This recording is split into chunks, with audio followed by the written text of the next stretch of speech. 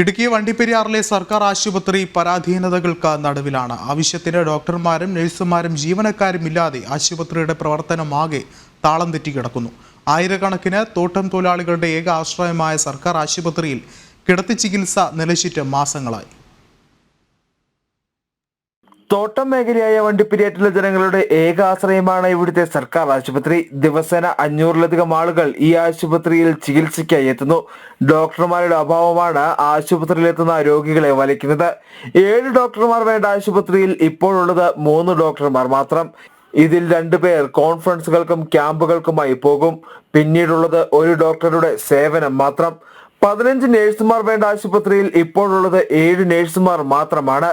മറ്റു ജീവനക്കാരുടെ എണ്ണത്തിലും വലിയ കുറവാണ് ആശുപത്രിയിലുള്ളത്.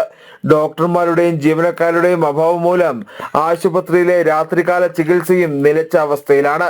വണ്ടിപ്പെരിയാർ പഞ്ചായത്ത് എന്ന് പറഞ്ഞ 23 വാർഡുകളുള്ള ഒരു വലിയ പഞ്ചായത്താണ്. തോട്ടം തൊഴിലാളികളാണ് ഏറ്റവും കൂടുതൽ ഈ ഹോസ്പിറ്റലിൽ ആശ്രയിച്ച് വരുന്നത്.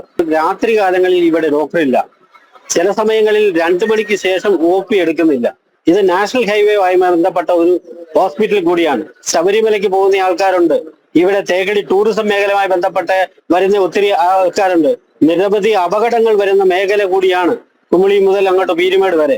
ഇതിന്റെ ഇടയ്ക്ക് വേറെ ഒരു ആശുപത്രി പോലും നിലവിൽ നമുക്ക് ഇവിടെ ഇല്ല. MLA പോലും ഞങ്ങൾ വിളിച്ച് പലതവണ അറിയിച്ചിട്ടും യാതൊരു നടപടിയും ഈ ഹോസ്പിറ്റലുമായി ഇവിടെ എടുക്കുന്നില്ല. ഒരാൾക്ക് പോലും ഒരു ട്രീറ്റ്മെന്റ് പോലും കിട്ടാതെ ഈ ദയനീയ അവസ്ഥയിൽ ഈ ഹോസ്പിറ്റൽ പോകുന്നത് ഈ മേഖലയെ അവഗണിക്കുന്നതിന് തുല്യമാണ്. അതുകൊണ്ട് ഈ സമരം ഒരു സൂചനയായി എടുത്തുകൊണ്ട് കൊട്ടാരക്കര ദിണ്ടുകൾ ദേശീയപാതയോട് ചേർന്നാണ് ആശുപത്രി സ്ഥിതി ചെയ്യുന്നത്. രാത്രിയിൽ റോഡ് അപകടങ്ങൾ ഉണ്ടായാൽ പ്രാഥമിക ശുശ്രൂഷ നൽകാൻ പോലും ഇവിടെ ആരും ഉണ്ടാകില്ല. ഇടുക്കി ജില്ലയിൽ മുഴുവൻ ചാർജുള്ള ഒരു ലാബ് ടെക്നീഷ്യനാണ് ഇവിടെ ഉള്ളത്. ആവശ്യത്തിന് ജീവനക്കാരെയും ഡോക്ടർമാരെയും നിയമിക്കണമെന്നാവശ്യപ്പെട്ട് നിരവധി സമരങ്ങൾ ഇതിനോടകം നടത്തിയെങ്കിലും അധികൃതർ കണ്ടില്ലെന്ന് നടിക്കുകയാണ്. വിഷയത്തിൽ അടിയന്തര ഇടപെടൽ ആരോഗ്യവകുപ്പിന്റെ ഭാഗത്തുനിന്നുണ്ടായില്ലെങ്കിൽ ശക്തമായ സമരപരിപാടികളുമായി മുമ്പോട്ടു പോകാനാണ് ജനകീയ സമിതിയുടെ തീരുമാനം. ജനം, ഇടുക്കി.